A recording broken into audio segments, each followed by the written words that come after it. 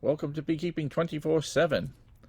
And we wanted to talk to you today about mentoring and the importance of mentoring and the impact that will have on your beekeeping.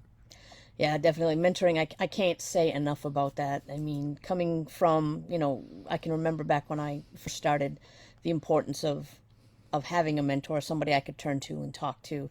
I had the books, I took the classes, but as soon as I got my bees, that all went away, and I'd try to find something in a book, and I'm like, well, that doesn't look like what I have here, and that would set me into a panic mode as well. But Yeah.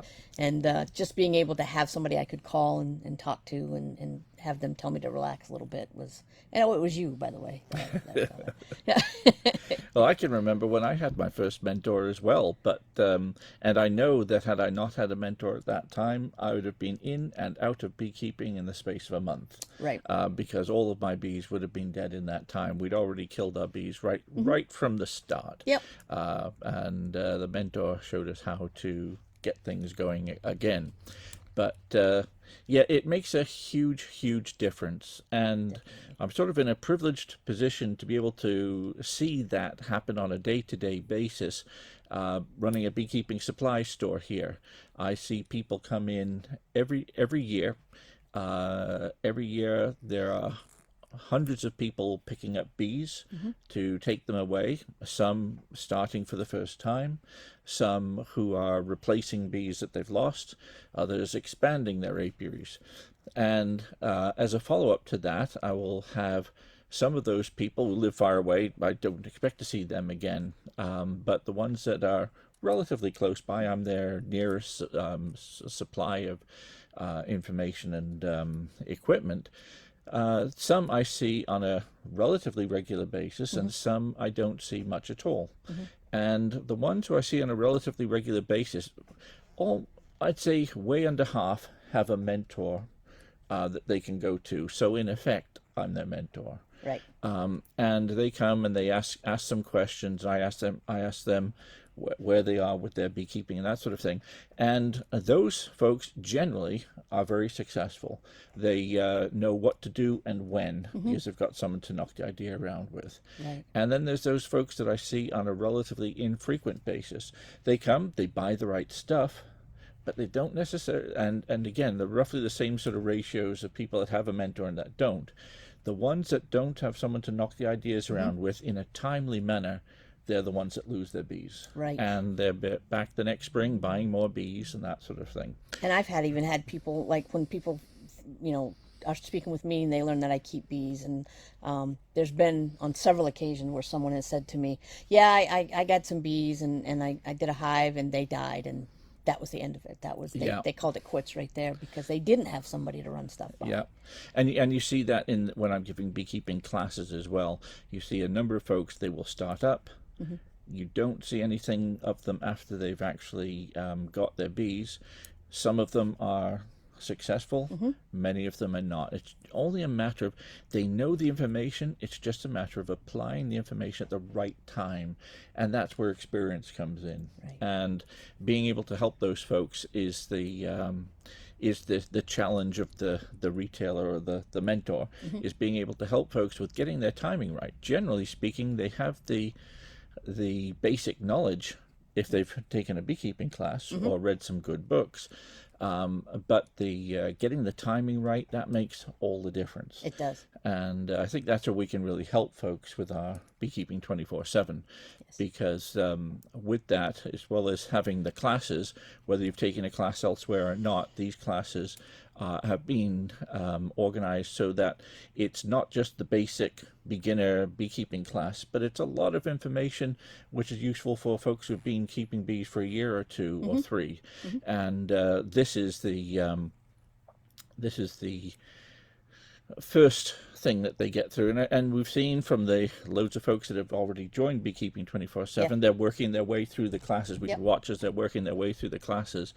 But the next most important thing is going to be when they're actually active with their bees, Right. and being able to guide them. I mean, it's been great being able to answer their questions, because a lot of folks have had questions either from the classes Right. or from something they read elsewhere or basic information that they didn't quite understand.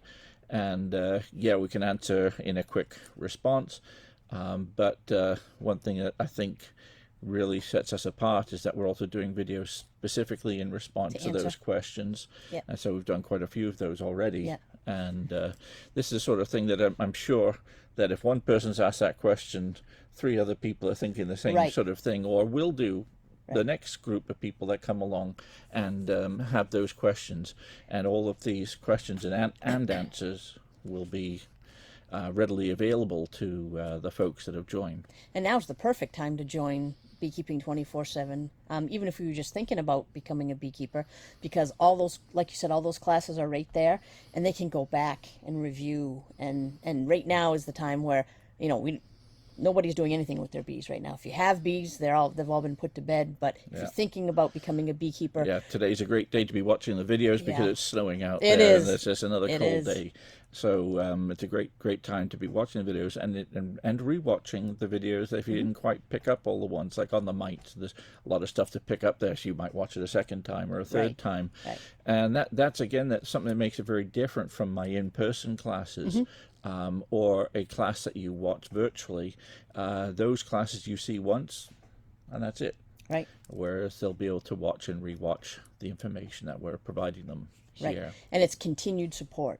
So we not only will we have, like, we've had some questions come up with Beekeeping 24/7 with our members. We've done the video, we'd answer their questions, and maybe somebody else hadn't quite asked that question yet or thought about it, and they can go through videos that we've posted, and they'll see, oh, that was what my question was, and they can watch the video, and the answer's already there for them. And if not, they can reach out to us, and we'll get right back to them on an answer to their question as well. Absolutely, yeah. And the other thing is that the information is available to the whole household. It is. Because we're not just saying, okay, if you're signing up, it's only you we're giving that information to, but basically we're aware that anyone in the household basically can have that information also. And compare with, say, something like a beekeeping class that you sign up for, very often it's couples. And couples, they're paying 2 sets of classes. And when you consider that Beekeeping 24/7 membership costs a couple 61 cents a day per person, that's it shows it's pretty good value as well. So 61 cents per day per person can work out pretty well for them. But now, granted, if it's just one person buying it and there's only one beekeeper in the house, yeah, it's $1.21 per person per day. But it's still, when you add up the cost of the classes, alternatively the cost of the bees or replacement bees, I am darn certain that the folks that are doing this will produce considerably more honey than the folks that don't. It can pay for itself just in the dollars and cents. The actual cost of membership is going to be really low when you take into account the benefits and the knock-on effects of having that information, not losing your bees, or certainly losing a lot fewer bees.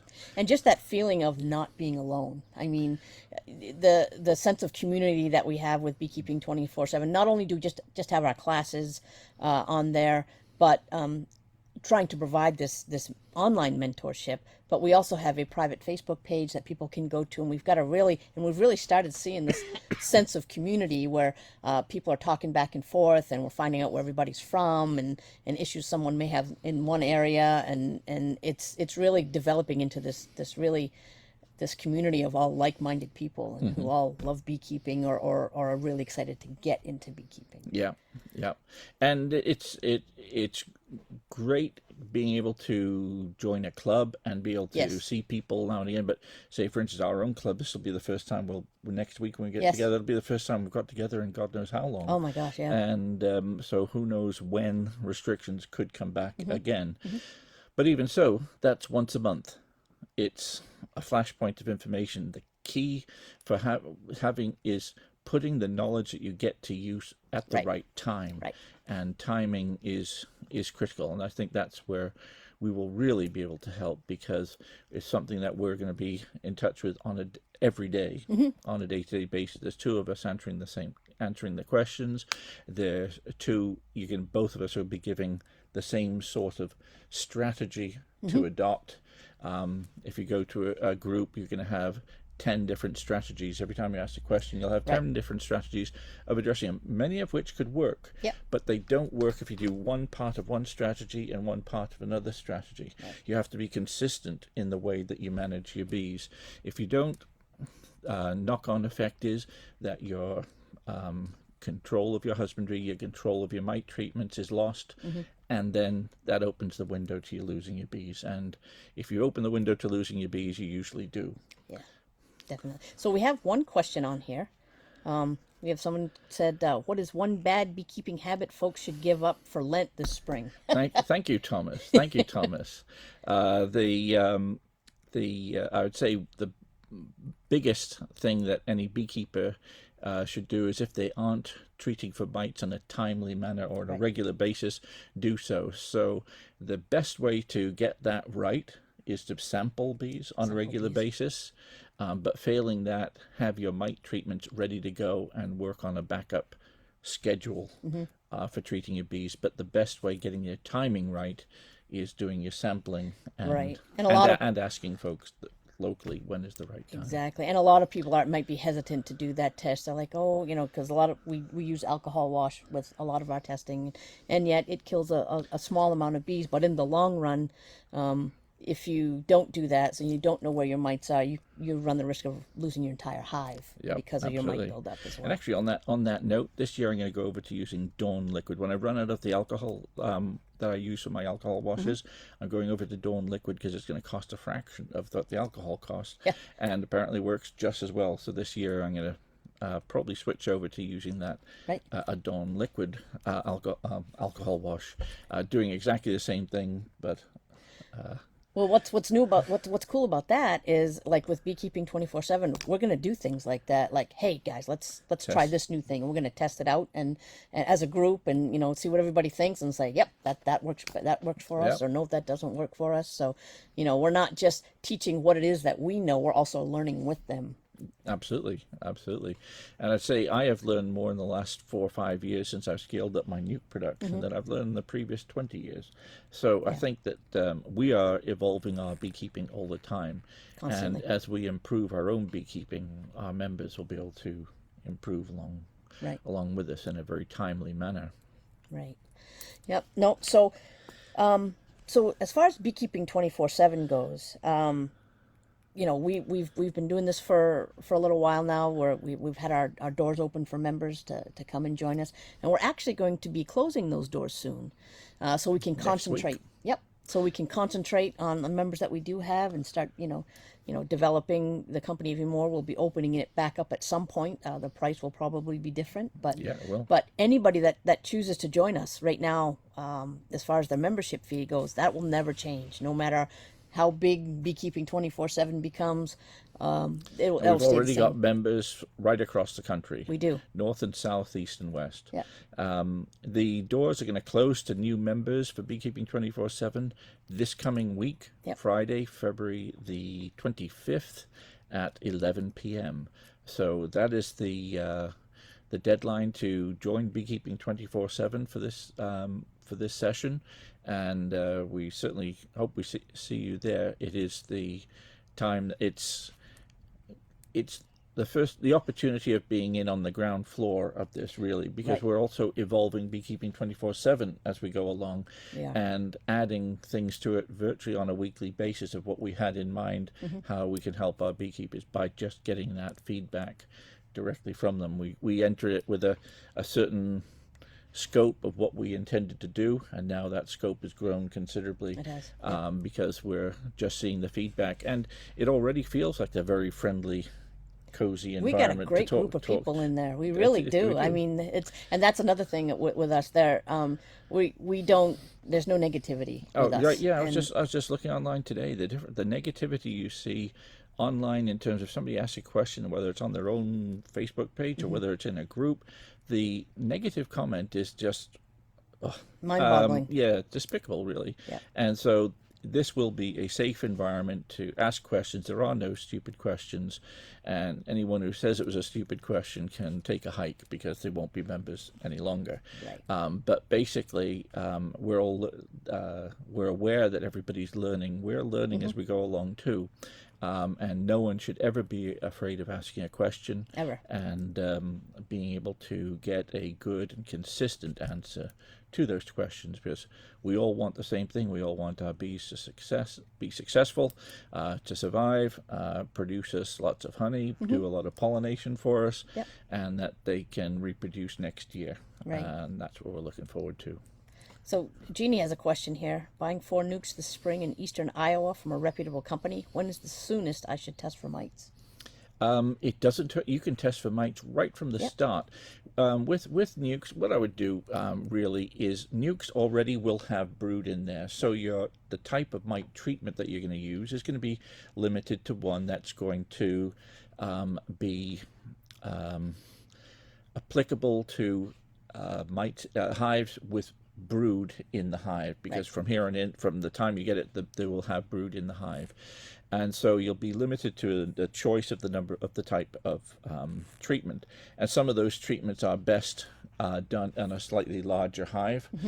Any reputable supplier of nukes will have their mites under control at the time of selling those nukes. I wouldn't necessarily take it for granted. So by all means, do a test. Losing 300 bees to your test of a nuke is not going to hurt the nuke's viability at all. So doing a test for mites is never a bad idea, unless all you've got is 300 bees left in your hive. Then it's pretty much futile anyway. But the test for mites at any as early as you like, but just be aware a small hive has to be treated in a different way than a larger colony can And pay be. close attention to whatever treatment that it is that you are deciding to use, because some of them are temperature sensitive. Like some of them are. Absolutely. So just make sure that whichever type of mite treatment you do use, you're carefully reading the labels on. And actually, I see Jeannie is a member of our group, She is. as it is. So our group, we're still able to recognize most of the names in the group. So yes, we'll keep you right up to date with what we're doing here, and that will be a continuous reminder of what you should be doing, Jeannie, with your hives in Iowa. Right. Yeah, we'll be right there with you, Jeannie. All right. And thank you, Kathy, for the compliments of what we're doing with the bees. And we hope that we will be helping a lot more people doing the same thing with their bees. Right. So again, we're going to be closing our membership doors here in about a week. We would love to have you join us. The more people, the better. The more input, the more questions, the more interactive that this page, our pages can become. Right. And the first comment below this video will be how to join Beekeeping 24/7. Yes. There's a little bit more information on the application to join. So we certainly hope we see you there. And we look forward to answering your questions, helping you with your beekeeping, being more successful, and enjoying the fact that you can raise your own bees and not have to replace them with bees that you buy from the likes of me and that sort of thing. You can save yourself a lot of money and get yourself that new bee suit instead. There you go. Yeah. All right. So thanks again for joining us, folks. And we actually we'll be going live here again at some point next week. One last little info session on Beekeeping 24/7 before we cose our doors. Yep. We'll talk to you soon. Thanks a lot. Take care. Bye-bye.